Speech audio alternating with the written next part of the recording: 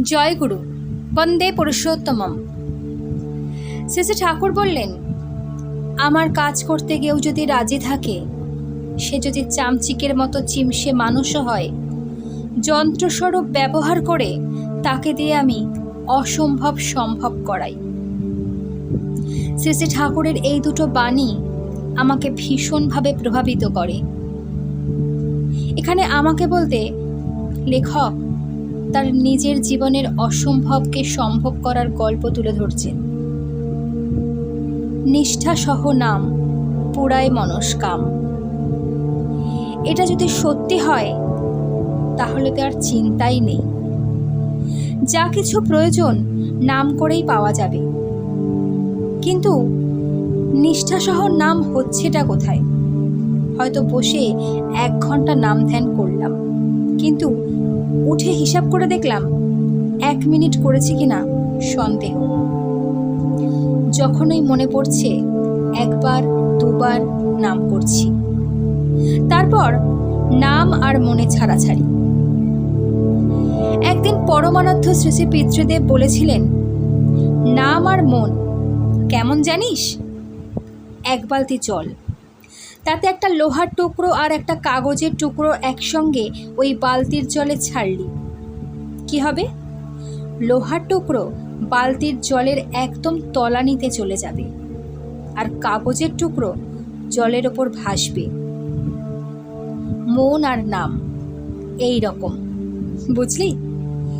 নামের অবস্থান জীবনের গভীরতম প্রদেশে, আর মন পাতলা, ওপরে ওপরে ভেসে বেড়ায়, কিছুতেই জীবনের গভীরতম প্রদেশে ডুব দিতে পারে না। এই পাতলা মন কি করে নামের ওপর চড়ে বসবে? কিন্তু ওই কাগজের টুকরোকে যদি লোহার টুকরোর সঙ্গে ভালো রকমে পেঁচিয়ে নিয়ে জলে ছাড়া যায়, তাহলে কি হবে?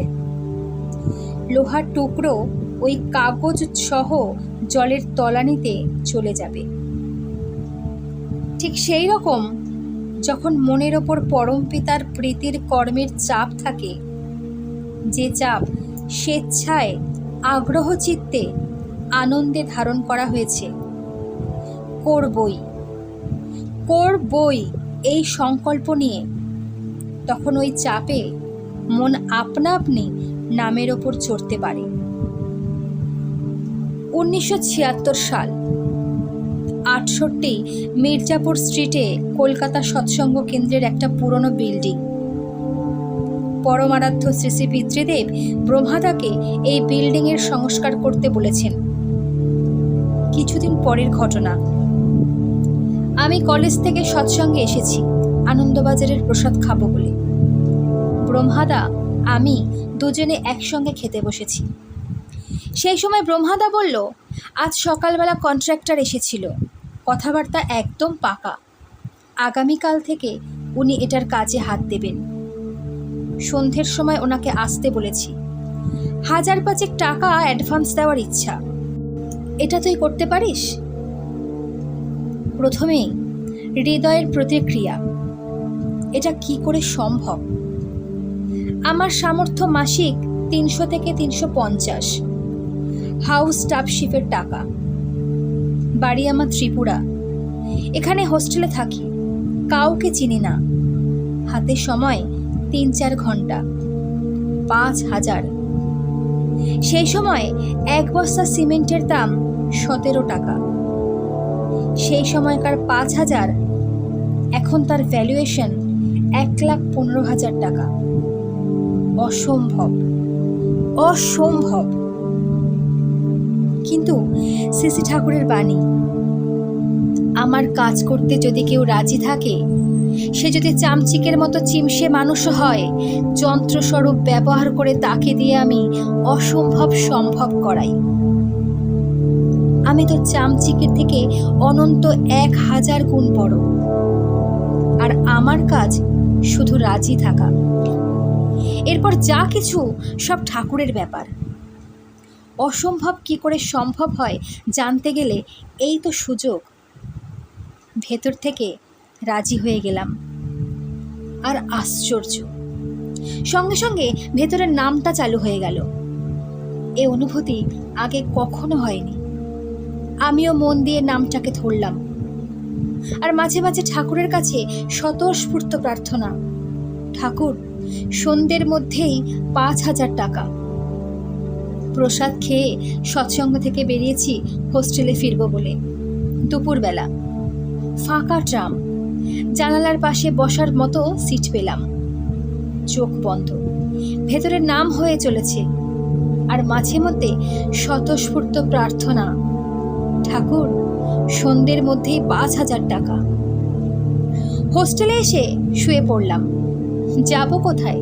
যাওয়ার তো কোনো জায়গা নেই।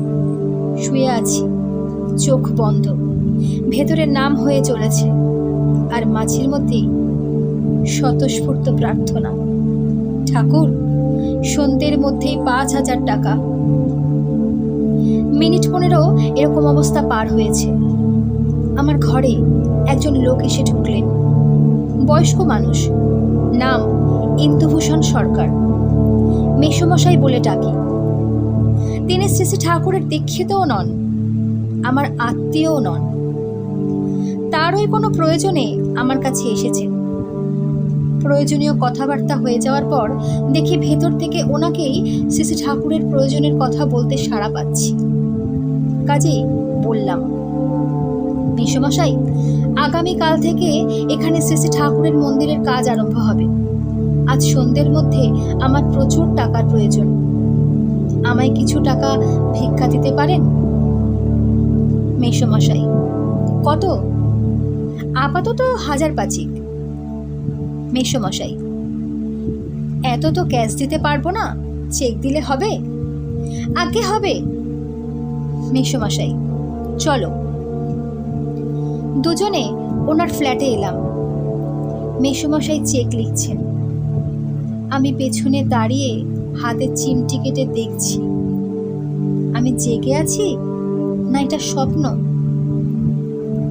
যখন চেকটা দিতে এলেন ভয়ে হাত বাড়াইনি। ওরে বাবা, 5,000! বললাম, মেসোমশাই এত টাকা দিচ্ছেন, কোথায় দিচ্ছেন দেখতে যাবেন না? মেসোমশাই একটু ভাবলেন, তারপর বুক পকেটে চেকটা নিয়ে বললেন, চলো। ট্যাক্সি করে সোজা 68 মির্জাপুর স্ট্রিট। ওখানে ব্রহ্মাদার হাতে চেকটা দিলেন। ব্রহ্মাদা কিছুক্ষণ ইষ্টপ্রসঙ্গ করল। তাতে পরদিন মেসোমশাই, মাসিমা, তাদের একমাত্র ছেলে দীক্ষা নিয়ে গেলেন। আহ, কি শান্তি! শ্রী শ্রী ঠাকুরের বাণী সত্য, প্রত্যেকটা বাণী ইউনিভার্সাল ট্রুথ, চিরন্তন সত্য। জয় গুরু।